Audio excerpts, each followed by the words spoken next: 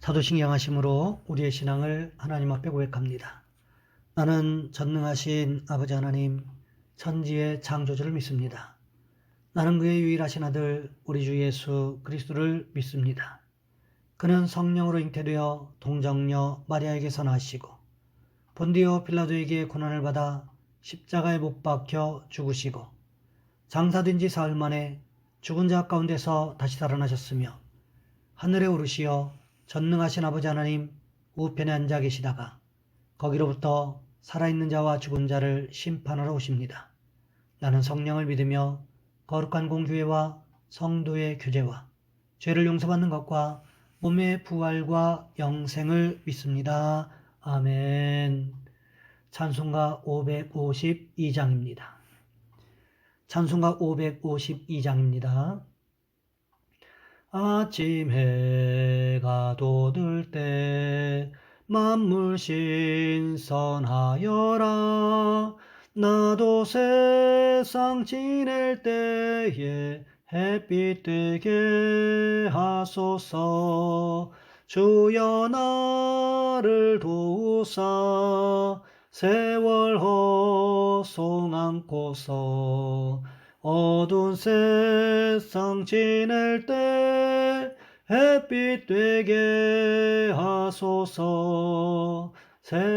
새로운 광음을 보람 있게 보내고 주의 일을 행할 때에 햇빛 되게 하소서. 주여 나를 도우사 세월 허송 안고서 어두운 세상 지낼 때 햇빛 되게 하소서. 한번 가면 안 오는 빠른 광음 지날 때 귀한 시간 맞춰서 햇빛 되게 하소서. 주여 나를 도우사 세월 허송 안고서 어두운 세상 지낼 때 햇빛 되게 하소서. 밤낮 주를 위하여 몸과 마음을 드리고 주의 사랑 나타내 햇빛 되게 하소서.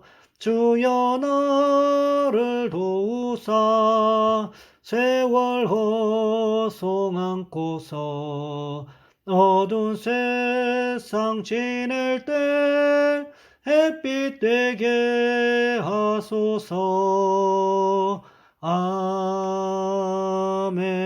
아멘.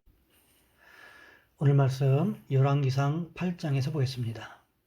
열왕기상 8장 1절로 11절까지 말씀입니다.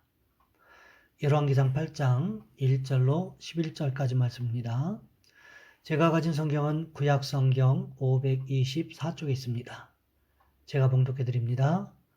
이에 솔로몬이 여호와의 언약궤를 다윗성 곧 시온에서 메어 올리고자 하여 이스라엘 장로와 모든 지파의 우두머리 곧 이스라엘 자손의 족장들을 예루살렘에 있는 자기에게로 소집하니 이스라엘 모든 사람이 다 에다님을 곧 일곱째 달 절기에 솔로몬 왕에게 모이고 이스라엘 장로들이 다 이름에 제사장들이 궤를 매니라. 여호와의 궤와 회막과 성막 안의 모든 거룩한 기구들을 메고 올라가되 제사장과 레위 사람이 그것들을 메고 올라가매 솔로몬 왕과 그 앞에 모인 이스라엘 회중이 그와 함께 그 궤 앞에 있어 양과 소로 제사를 지냈으니 그 수가 많아 기록할 수도 없고 셀 수도 없었더라. 제사장들이 여호와의 언약궤를 그 젖으로 메어 드렸으니 곧 성전의 내소인 지성소 그룹들의 날개 아래라. 그룹들이 그 궤 처소 위에서 날개를 펴서 궤와 그 채를 덮었는데 채가 길므로 채 끝이 내소 앞 성소에서 보이나 밖에서는 보이지 아니하며 그 채는 오늘까지 그곳에 있으며 그 궤 안에는 두 돌판 외에 아무것도 없으니 이것은 이스라엘 자손이 애굽 땅에서 나온 후 여호와께서 저희와 언약을 맺으실 때에 모세가 호렙에서 그 안에 넣은 것이더라.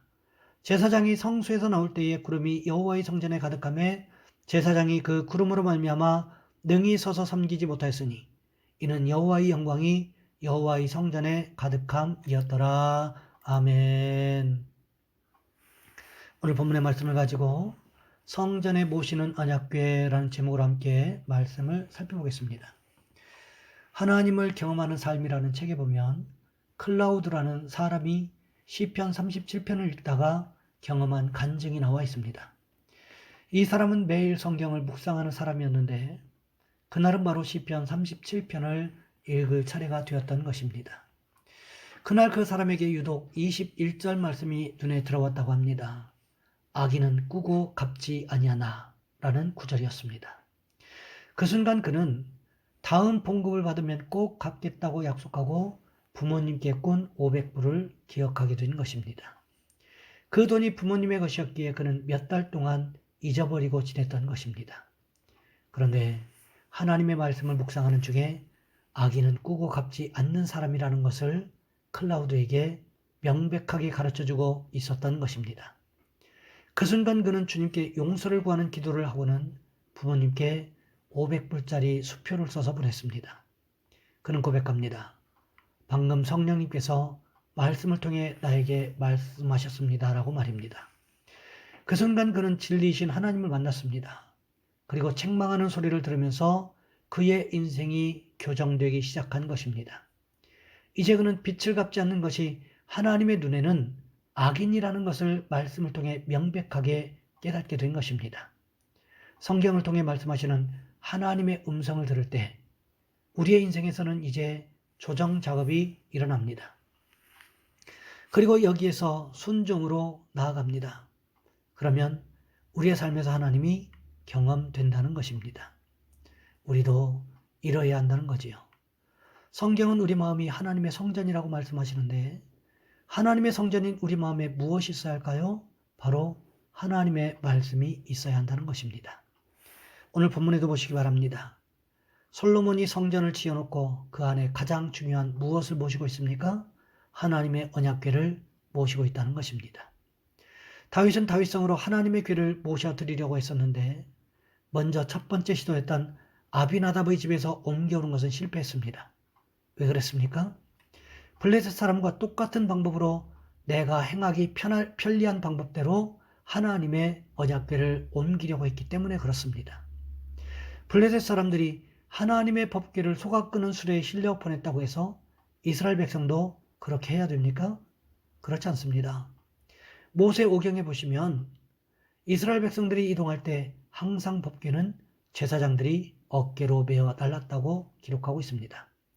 그렇다면 다윗도 어떻게 했어야 합니까? 제사장들과 레위 사람들을 동원했어야 했다는 거지요. 하지만 다윗은 그렇게 하지 않았습니다. 자기 편리한 대로 하려고 하다가 실패하고 말았습니다. 다윗이 두 번째 오베데돔의 집에서 법궤를 옮기려고 할 때 그때는 제사장들과 레위인들을 동원하여 옮김으로 인하여 안전하게 다윗성으로 옮길 수가 있었습니다. 오늘 본문에 보시면 솔로몬은 다윗과 같은 그러한 잘못을 범하지 않았습니다. 아마도 철저하게 사전에 준비를 마쳤던 것 같습니다.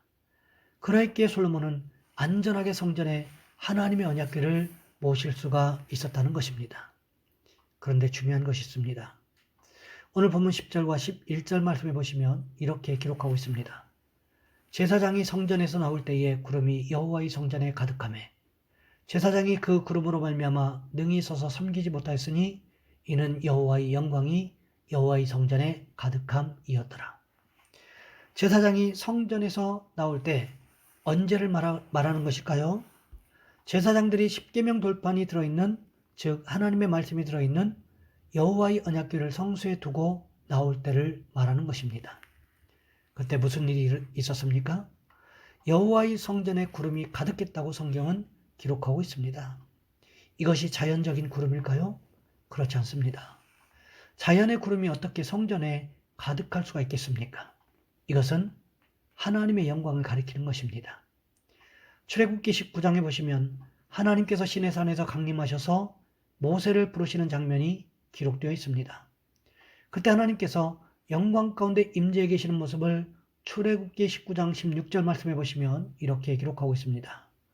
제3일 아침에 우레와 번개와 빽빽한 구름이 산 위에 있고 나팔 소리가 심히 크니 진중 모든 백성이 다 들더라. 이것은 곧 하나님께서 영광 가운데 시내 산에 임재하셨음을 말씀하고 있는 것입니다. 그뿐만이 아닙니다. 예수님께서 승천하실 때는 어떠했습니까? 사도행전 1장 9절 말씀해 보시면 이렇게 기록하고 있습니다. 이 말씀을 마치시고 저희 보는 데서 올리고 가시니 구름이 저를 가리워 보이지 않게 하더라. 무슨 뜻일까요? 하나님의 영광 가운데 예수님께서 승천하셨음을 말씀하고 있는 것입니다. 성경의 이야기는 여기에서 그치지 않습니다. 요한계시록 1장 7절 말씀해 보시면 이렇게 기록하고 있습니다. 볼지어다 그가 구름을 타고 오시리라. 각 사람의 눈이 그를 보겠고 그를 찌른 자도 볼 것이요 땅에 있는 모든 족속이 그로 말미암아 애곡하리니 그러하리라. 아멘. 무슨 이야기입니까? 우리 주님 예수님께서 이 땅에 재림하실 때에도 여전히 하나님의 영광 가운데 재림하실 것을 말씀하고 있는 것입니다. 성경에 기록된 구름이 말씀이다. 이렇게 모두 하나님의 영광을 의미하는 것이다. 이렇게 말할 수는 없지만 오늘 본문에 기록된 그리고 시내산에 임재하신 하나님을 표현할 때의 말씀, 예수님께서 승천하시고 재림하실 때의 말씀들은 하나님의 영광을 나타내주는 말씀이라는 것입니다. 솔로몬이 지은 성전도 마찬가지였다는 것입니다. 제사장들이 하나님의 법궤 즉 언약궤를 성소에 안치하고 나올 때에 하나님의 영광이 성전에 가득했다고 성경은 기록하고 있다는 것입니다. 그 결과로 나타난 것이 무엇이었습니까? 제사장들이 그 구름으로 말미암아 즉 하나님의 영광으로 말미암아 능히 서서 하나님을 섬기지 못하였다라고 기록하고 있습니다. 즉 하나님 앞에 온전하게 서서 제사를 집례하지 못했음을 말하고 있습니다. 왜 그랬을까요? 제사장들도 여전히 죄인들이었기 때문이었다는 것입니다. 왜 그렇습니까? 죄악된 사람이 하나님 앞에 서게 되면 하나님의 영광을 경험하게 되면 죽게 되기 때문이라는 것입니다. 우시야 왕이 죽던 해에 성전에서 하나님의 영광을 경험했던 이사야 선지자가 무엇을 고백했습니까? 이사야 6장 5절 말씀해 보시면 이렇게 기록하고 있습니다. 그때에 내가 말하되 화로다 나여 망하게 되었도다. 나는 입술이 부정한 사람이요 나는 입술이 부정한 백성 중에 거주하면서 만군의 여호와이신 왕을 베었음이로다 하였더라. 이사야는 성전에서 하나님의 영광을 경험하는 순간 자신의 죄악을 깨닫게 되었고 하나님의 심판이 임할 것을 직감적으로 알게 되었다는 것입니다. 그랬기에 이렇게 고백할 수가 있었다는 것입니다.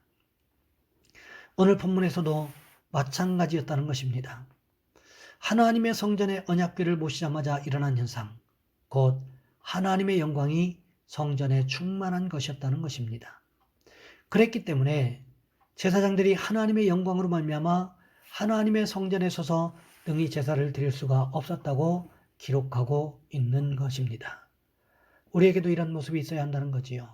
우리 마음의 성전에, 가정의 성전에, 그리고 우리 교회의 성전에 하나님의 언약의 말씀을 모심으로 인하여 이런 하나님의 영광을 경험하는 저와 여러분 우리 모두가 되시기를 주님의 이름으로 부탁을 드립니다. 이 시간 우리 한 목소리 함께 기도하겠습니다. 하나님, 우리 마음의 성전에, 가정의 성전에, 우리 교회의 성전에 하나님의 언약의 말씀을 모심으로 인해서 하나님의 영광을 경험하게 도와주옵소서. 또한 기도하실 것은 나라와 민족을 위해서 이 시간 우리 주여 한번 간절히 부르신 후에 한 목소리 함께 기도합니다. 주여, 사랑의 하나님, 우리를 도와주시기를 원합니다.